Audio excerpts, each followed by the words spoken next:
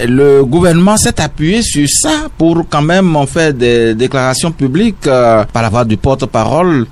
La semaine écoulée, l'économie béninoise se porte bien et ça se ressent dans le panier de la ménagère quand on dit qu'il y a recul de la pauvreté. Non, il a tout faux, Wilfried Lian Hongbeji. Il a complètement tout faux. Même quand vous le regardez lui-même, il est le témoignage que ça ne va pas, a priori. Depuis 8 ans, il a gardé la même forme.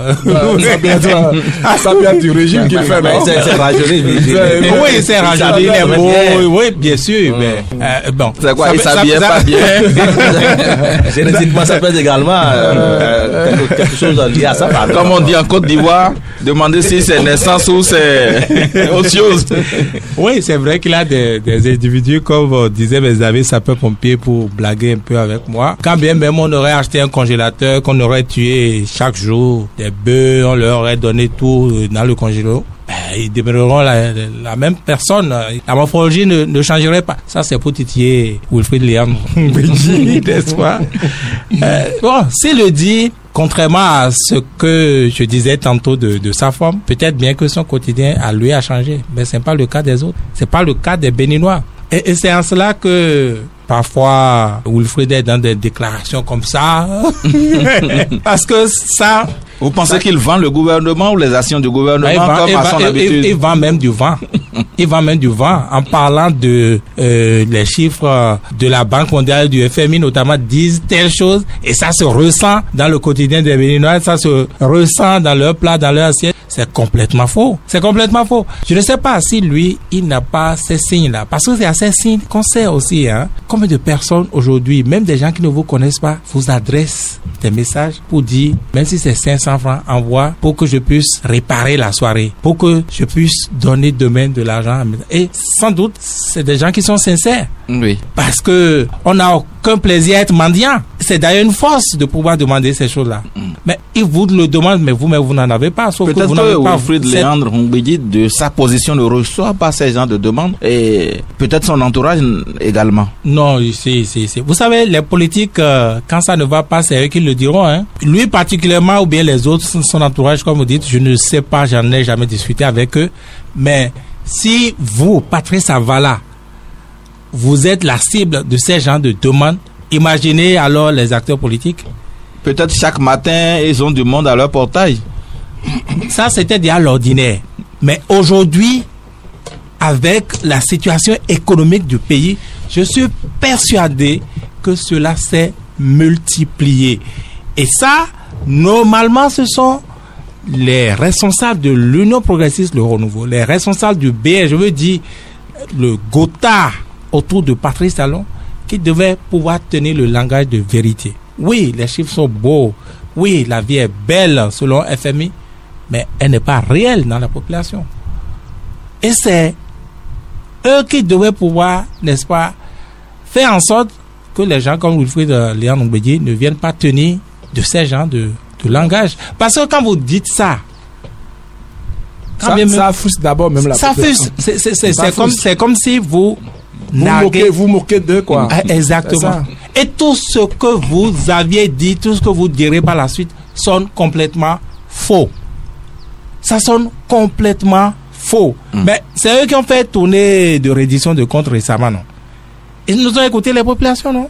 Est-ce que les populations ont véritablement été écoutées à cette occasion? Bien sûr. Les gens ont parlé. Malgré tout, tout le mécanisme contre eux, les gens ont parlé. Les gens ont parlé, donc les gens ne peuvent pas... Même des responsables au niveau décentralisé. Absolument. On dit des choses parce que ce sont eux qui vivent avec les populations. C'est ça. Et il faut le dire. Le dire, ça ne veut pas dire que tout ce que le chef de l'État fait est mauvais. Non. Il faut qu'il sache la vraie température pour savoir comment il va ajuster son four.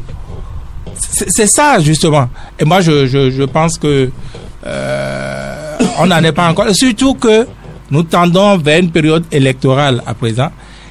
Eh bien, ce qui va les frapper, et quand je dis les, ce n'est plus Patrice Talon, parce que Patrice Talon est fort clos, qu'il le veuille ou non, n'est-ce pas?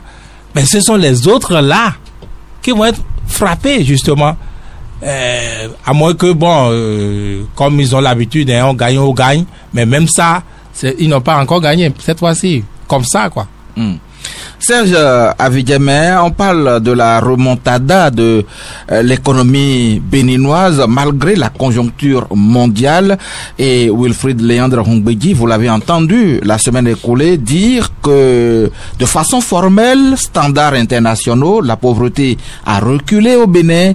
On est à 36% aujourd'hui, alors que c'était à plus de 40%. Et à l'arrivée de Patrice Talon en 2016, c'était à plus de 40% la pauvreté. Aujourd'hui, nous sommes à 36%. Une fois encore, je ne sais pas d'où est-ce qu'on sort les chiffres. Est-ce que l'Instat, je crois que c'est ça, l'ancien INSAE, oui, a fait un sondage pour nous dire si en temps le niveau de pauvreté au Bénin a baissé ou a augmenté. Parce que quoi, je le dis, comme par hasard, Vigile est là ce matin et il a donné un témoignage sans savoir que ce matin même, moi j'en étais déjà pas victime, même la cible. À ma porte, alors que je m'apprêtais à aller au boulot, on est venu frapper à ma porte, quelqu'un que je ne connais pas. Parce que quoi, je suis journaliste à Cristal. Mais vous vous levez tous les matins, vous sortez. Exactement. Donc voilà, la bonne dame qui m'approche, grand frère, bonjour, tout ça là, et puis elle me réclame de l'argent, elle me dit, allez, vite, il m'a bloqué. Ils n'ont pas le petit déjeuner. On ne sait pas parce que je l'ai fait, mais on est obligé de donner. Parce que tu ne sais pas de quoi demain sera fait. Quelle âme vous dis, vous sauvez dans ces conditions, vous-même ne savez pas. Je ne sais pas si Léon Hongbeji fait l'effort lui-même parfois de donner. Parce que si réellement il est dans la population, dans la masse, il ne dira pas ça. On est d'accord, même si on leur apporte les chiffres, il faudra quand même l'effort d'avoir de retenue. La population aujourd'hui, elle devient de plus en plus pauvre. Ça c'est une évidence. Elle est pauvre davantage, et je crois que c'est pas pour indexer, mais on a l'impression que c'est le régime de la rupture qui a beaucoup plus appauvri les populations. Pas sciemment, parce que on a décidé d'investir dans l'infrastructure, dans le visuel. On est d'accord, on n'a pas envie d'investir dans l'humain, et c'est ça le problème. Parce qu'on a fait l'option de construire les routes, les infrastructures, rénover les bâtisses qui existent. Et donc, l'humain n'est pas la priorité de ce gouvernement. Et donc, quand l'humain n'est pas la priorité, les pauvres vont s'accroître. C'est une évidence. Les gens ont de difficultés aujourd'hui à vendre leurs marchandises. Les gens ont de difficultés aujourd'hui à envoyer leurs enfants à l'école. Des gens ont de difficultés aujourd'hui à même changer leur téléphone portable ou même leur moto. Les gens continuent de conduire la même moto depuis l'arrivée de Patrice Talon. Disons des tacos. Mais exactement. Il y a beaucoup d'indices qui montrent que les gens deviennent de plus en plus pauvres. On est d'accord? Mais quand on dit que le niveau de pauvreté a reculé, moi je ne sais pas quel est l'indice. Je vous donne une indication. Oui. Regardez aujourd'hui les fonctionnaires, toutes catégories confondues. Quand je parle de fonctionnaires, je mets également ceux-là qu'on appelle les AME, les enseignants, ACTPE, les fonctionnaires, ceux qui sont dans les ministères qu'on sort. Vous voulez parler des fonctionnaires de l'État? Exactement. Prenez surtout ceux qui sont les fonctionnaires de l'État. Quand Patrice Talon est venu, il a dit qu'il veut faire une augmentation de salaire. Et en voulant faire l'augmentation de salaire, il dit qu'il a fait ce qu'on appelle, j'oublie le nom, ou la révalorisation à sa manière, où c'est celui qui a le plus petit salaire qui bénéficie davantage. Et puis, vous constaterez que le fonctionnaire d'État qui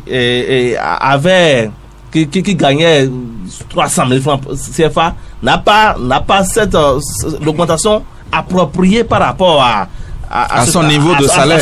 Il y a un déséquilibre par rapport à l'avantage accordé. Exactement. Il y a un déséquilibre. Donc c'est celui qui gagne moins qui a plus. Et celui qui gagne plus a moins. On n'a pas tenu compte de ça. C'est logique, non? Il y a rien de logique à ça. Il faut calculer le pourcentage et donner la même chose à tout le monde. Deuxièmement, vous constatez également avec moi que aujourd'hui les primes dans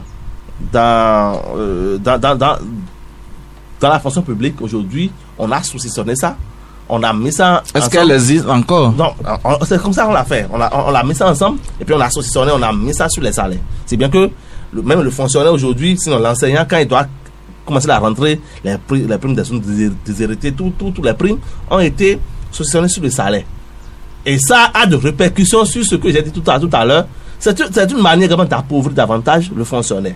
Et quand le fonctionnaire est pauvre, celui-là, cette bonne dame qui doit, voilà ce qu'il appelle les sous-salaires, voilà le mot est revenu, ce que la bonne dame du marché d'Awangbo, de Wando, bien de Dantokpa, doit vendre, le fonctionnaire qui doit aller acheter chez lui n'a pas les ressources naturelles, les ressources appropriées, financières, j'allais dire. Ce qui lui revient de droit. Exactement. Il n'en a pas.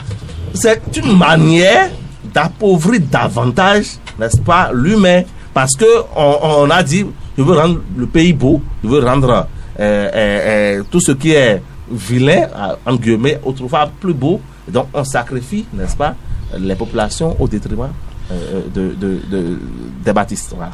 Joël Akondé, ce sont des données du registre social unique qui permettent à Wilfried Léandre Hongbeji de tenir le langage qu'il a tenu ce week-end, estimant que le recensement qui lui permet de parler ainsi a été fait à partir de 2018 jusqu'en 2020 et que ce recensement est dynamique. Ça a été repris qu'aujourd'hui on ressent que le Béninois va mieux.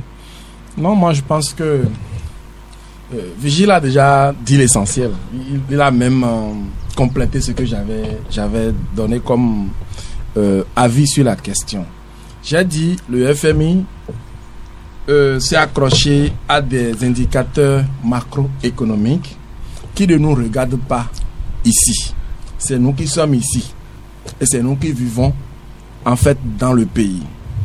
Que notre frère l'éminent journaliste qui s'est retrouvé par la force du destin communicateur dans le fauteuil de défendre un gouvernement, on ne peut pas lui en vouloir parce qu'il est dans son rôle. Il parle quand même du registre social unique. C'est ça, je vous dis. Le registre social unique, là, ça a pris en compte Patrice Savala.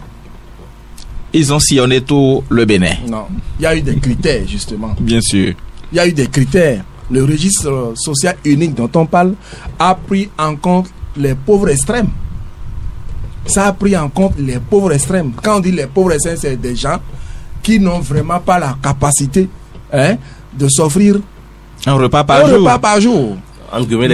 Mais on a oublié évidemment que nous qui avons la chance, grâce à Dieu, de nous offrir un repas par jour, que nous nous occupons également de ceux qui... J'espère que votre repas est équilibré. Non, est-ce que dans le contexte actuel, on parle même d'équilibrage de repas? Est-ce que dans le contexte actuel, comme je le dis toujours, le pauvre mange ce qu'il trouve et non ce qu'il peut? Ou ce qu'il désire? Non, pas ce que... Oui, il ne peut pas manger ce qu'il désire, puisqu'il n'a pas les moyens. Mais voilà que... Même son désir handicapé. Donc, c'est un peu compliqué. Donc, je comprends que notre frère Wilfried, porte-parole du gouvernement, est dans son rôle. Mais je voudrais juste l'inviter à faire parfois une analyse de conscience. Parce que ce qui est délicat dans ce rôle, c'est que tout laisse d'ici 1 an et quelques semaines, Wilfried Hongbeji ne sera plus porte-parole du gouvernement. Il l'a dit. Même s'il doit être porte-parole du gouvernement, ce ne sera plus le porte-parole du gouvernement Patrice Talon. Peut-être porte-parole d'un autre système. Est-ce que vous comprenez? Ça veut dire quoi? Tout ce que nous disons, ça reste. On ne peut pas tricher avec notre propre conscience. On est conscient que ça ne va pas. On ne peut pas venir proclamer que ça va. Maintenant, il leur revient alors d'écouter vraiment les populations. Quand on dit que ça ne va pas, ça ne va pas. Parce que les gens sont beaucoup frustrés. Les gens souffrent beaucoup. Il faut interroger les ménages. Il faut voir avec quelle acrobatie les parents d'élèves vont envoyer leurs enfants à l'école cette année. Non, on vous dirait également que les ménages font une mauvaise foi aussi. On ne peut pas nous dire ça. Ils ont concentré l'énergie sur ce que l'autre a appelé tout à l'heure le visuel. Ça dit les infrastructures, tout ce qui va rendre le pays beau. Mais ils n'ont pas placé l'homme au cœur de la gouvernance. On ne peut pas dire que Patrice Talon n'a pas travaillé. Patrice Talon a travaillé. Il est d'ailleurs venu pour travailler. Il a travaillé avec une certaine énergie, une certaine motivation. Mais la seule chose qui me dérange par rapport à la gouvernance du président Patrice Talon, c'est que l'homme n'a pas été réellement au cœur de la gouvernance. Depuis combien de temps a-t-on mis l'homme à côté d'abord et on a parlé du développement du pays? J'ai pas bien compris la question. Depuis combien de temps, depuis l'arrivée du président Patrice Talon, l'homme a été mis de côté? Prenons le pays, rendons visible le Bénin à l'international. Justement, ce dont on parle en fait, ça va de pair avec les réformes. Justement. Ça va de pair avec les réformes qui ont été initiées, qui ont été prises, qui ont été votées, les lois qu'on a prises, tout ça là à l'Assemblée nationale et les initiatives de déguerpissement de ceci, de cela. C'est de ça qu'il s'agit en fait. C'est de ça qu'il s'agit. C'est comme un bon matin, on vient dire, écoute Cristal, nous déguerpissez d'ici rapidement. On ne vous a pas prévenu, on ne vous a pas averti, vous n'avez pas été préparé à ça. Et donc vous vous retrouvez dans un monde de choc où vous devez donc chercher à vous adapter. Le temps de vous adapter, de vous relancer, ce n'est pas facile. Et c'est justement ce que les gens vivent. Quand quelqu'un, un fonctionnaire, se lève le matin, va au boulot, et le soir il devient donc retraité, alors qu'il n'a pas encore l'âge d'aller à la retraite, vous voyez en fait tout le mal. Parce que quand vous prenez un seul individu dans une famille, quand vous prenez Patrice Avala, quand vous prenez Serge Avidjeme ou Figila Wansé, mais tous ceux qui sont autour de Patrice Avala, mais attends, c'est un monde. Et Patrice Avala est l'espoir de beaucoup de gens. Qu'il ait d'argent ou pas, il est l'espoir de beaucoup de gens. Beaucoup de gens s'identifient à Patrice Avala. La preuve, ce matin, c'est Avidjeme lundi matin qui se lève et on dit tonton s'il vous plaît. Qui pense à sa semaine, à ses soucis à lui. Peut-être même que le matin il n'avait même pas trouvé l'argent pour prendre du carburant et qu'une dame vient dire s'il vous plaît mes enfants doivent à l'école, aidez-moi. Vous voyez un peu ce que ça fait. Donc moi je voudrais les inviter. Ils ont travaillé, on a vu déjà les infrastructures, les bâtisses comme l'a dit l'autre là. Mais franchement, ils n'ont qu'à accentuer l'énergie maintenant sur l'homme. Pour tout au moins pendant les prochains mois, nous faire oublier la douleur de la souffrance. Parce qu'à un moment donné, beaucoup de Béninois ne se sont plus sentis fiers, ou bien ne se sentent même plus fiers d'être de chez eux, d'être Béninois. Et ce que nous disons, c'est parce que nous, notre métier nous permet de parler. Ah oui. Je vous dis, quand vous les interrogez, même ceux qui sont même au cœur de la gouvernance actuelle, que ceux qui sont, comme l'a dit Vigile, qui forment le Gotha autour du président Patrice Talon, ils savent que ça ne va pas. Et quand vous les écoutez, mais leur langage n'est pas différent que ce que nous tenons ici. C'est même plus acerbe. En offre, hein? Oui, en offre. Voilà. C'est même plus acerbe. Puis ce sont les témoins de cela. C'est vers eux que ces pressions-là vont beaucoup plus que nous. Qu'est-ce qui devrait justifier ces hypocrisies? Non, vous comprenez, les hypocrisies, ces hypocrisies dont on parle, tout le monde a peur d'avoir mal. On a peur de... Même de dire la vérité. On a peur de se retrouver en prison. On a peur de se voir pourchasser. On a peur. C'est ça en fait. On nous a mis de la terreur. On nous a mis de la violence morale. Et donc tout le monde se range. C'est quelques rares qui ont le courage, qui ont l'audace de pouvoir dire avec des mots un peu plus ouverts là, que ça ne va pas. Moi je pense que nous devons revoir ça. Parce qu'on n'a plus... On ne sait pas réellement si on est chez nous. On ne sait pas réellement qu'on est chez nous. On n'a qu'à faire l'effort pour accompagner Patrice. Parce que le président Patrice Talon a dit, moi je veux partir. On va le porter en triomphe. On va le porter en triomphe. Nous on veut le porter en triomphe justement. Nous on veut le porter en triomphe. Et Wilfred Léon de Hongbeyi l'a bien dit qu'il sera porté en triomphe. Beaucoup de Béninois l'estiment aujourd'hui. Même s'il n'avait pas de popularité en temps. Wilfred Léon de Hongbeyi dit, ce n'est pas ce que je veux dire. Et je vais vous expliquer. On ne peut pas nous forcer à porter le président Patrice Talon en triomphe. Ça doit être donc un acte spontané qui vient du cœur. Parce qu'il aurait donc réussi à nous marquer agréablement. Avec des actes concrets. Avec des actes concrets. On ne peut pas nous dire de porter le président Patrice Talon en triomphe pendant que les gens meurent de faim. Pendant que les gens sont pourchassés ici et là. Non. C'est vrai que nous sommes dans une république où il y a trop de pagailleurs. Et sur cette question, il faut également reconnaître que quelque chose a été fait pour au moins discipliner le Béninois. Oui. Surtout au niveau de nos voix. Il faut reconnaître que quelque chose a été fait à ce niveau. Mais sachons quand même que entre l'homme et l'économie, en réalité, il ne devrait pas avoir de fossé. Trop de déphasage. Non. Vigile à Roissy, et le président Patrice Talon sera porté en triomphe au détour d'une émission avec RFI et Canal France International, France 24. Il a dit qu'il reconnaît ne pas avoir de la popularité au Bénin, mais son porte-parole dit aujourd'hui que sa popularité, sa cote de popularité a monté considérablement. Et là, c'est parce que ça va chez le Béninois. Je vous ai déjà dit, il arrive à Wilfrid Léon Ngbeyi des inspirations en déphasage avec la réalité. Et voilà encore le cas. Peut-être, vous savez, nous ne fréquentons pas les mêmes milieux, nous ne voyons pas les mêmes personnes, nous n'entendons pas les mêmes lamentations. Peut-être eux, ils n'entendent même pas du tout les lamentations. Donc, les appréciations peuvent être différentes. Maintenant, quels sont ces indicateurs à lui? Je n'en sais rien. Je n'en sais rien. Mais pour le Bénin que moi je connais, et le meilleur indicateur de mon point de vue, c'est même dans leur milieu. Qu'est-ce que vous voulez dire par là? Ce que je veux dire par là, les gens qui ouvertement sont UP, sont BR, sont Moël, sont UDBN, tout ce que vous voulez. Voilà, Renaissance nationale. Eh bien, ils reconnaissent que ça ne va pas parce que ils vivent ce dont nous parlons. Ils en sont les cibles. Ils en sont les victimes. Voyez-vous? Mais, en réalité, comme on dit, tout n'est pas mauvais. Mais, aujourd'hui, Wilfrid ne peut pas venir commencer par nous vendre que ça va. Quand il dit ça, aujourd'hui, mais pour moi, c'est désespérant. C'est désespérant en ceci que on aurait espéré encore que, étant dans le dernier virage, ils allaient arranger les choses. Mais quand ils disent ça, quand Wilfrid dit ça, ça veut dire que ils ont déjà joué le tout pour le tout. Il ne reste plus rien. Il ne reste plus rien. Le meilleur qui puisse vous arriver, c'est ce que vous vivez aujourd'hui. Vous vous plaignez?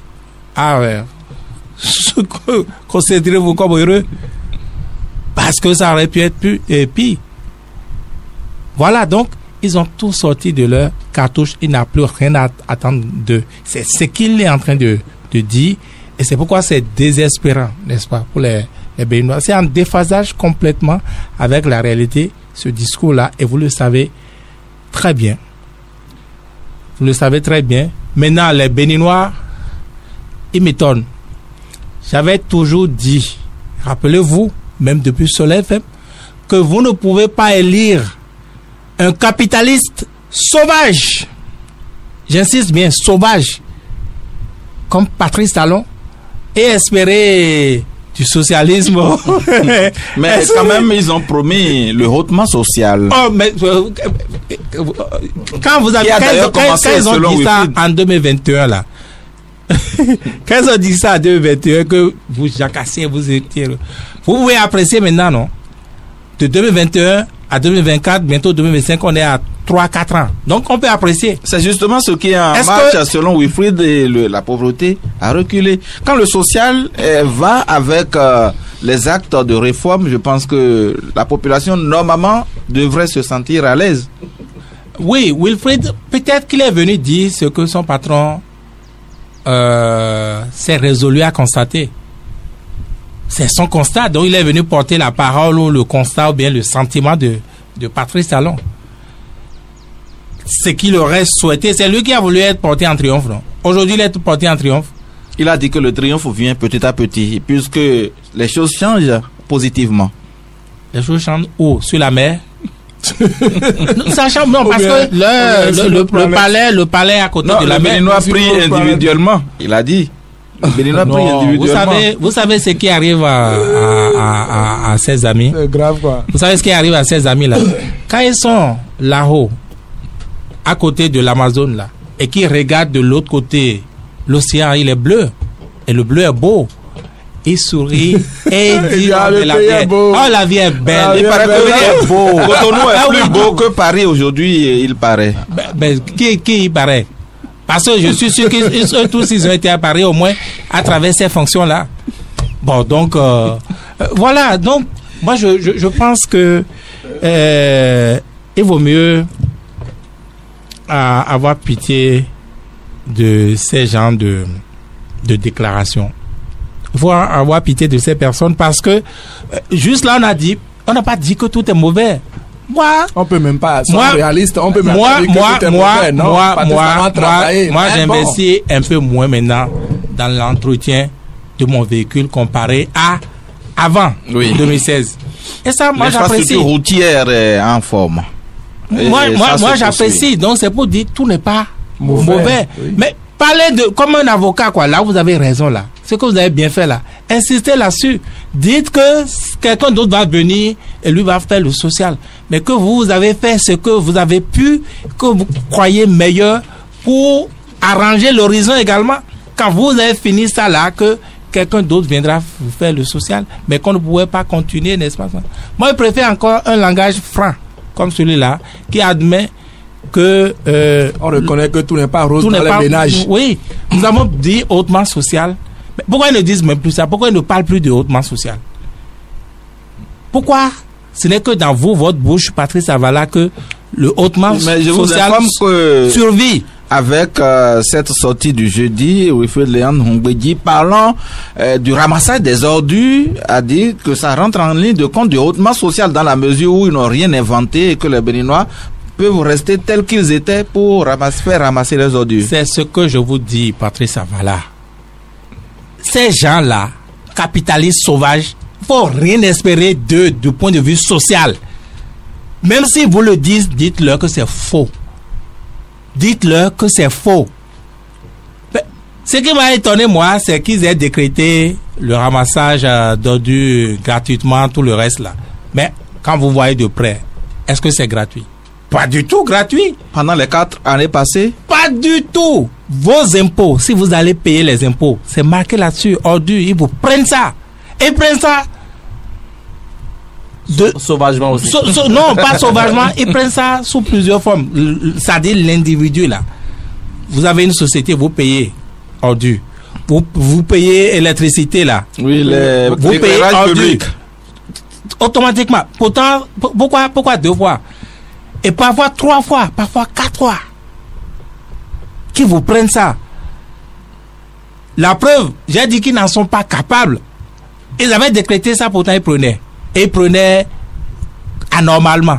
Pour être gentil, quoi, pour ne pas utiliser de gros mots. Mais aujourd'hui, ils ont dit ça leur suffit même pas.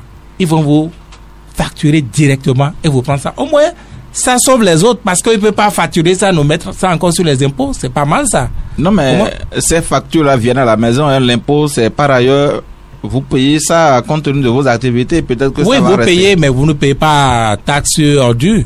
C'est ce que je vous dis. Attendons de voir. Ah non, il ne peut pas, ça c'est double emploi, il ne peut pas prendre ça de cette manière. Maintenant, si les Béninois acceptent tout, parce que ça également,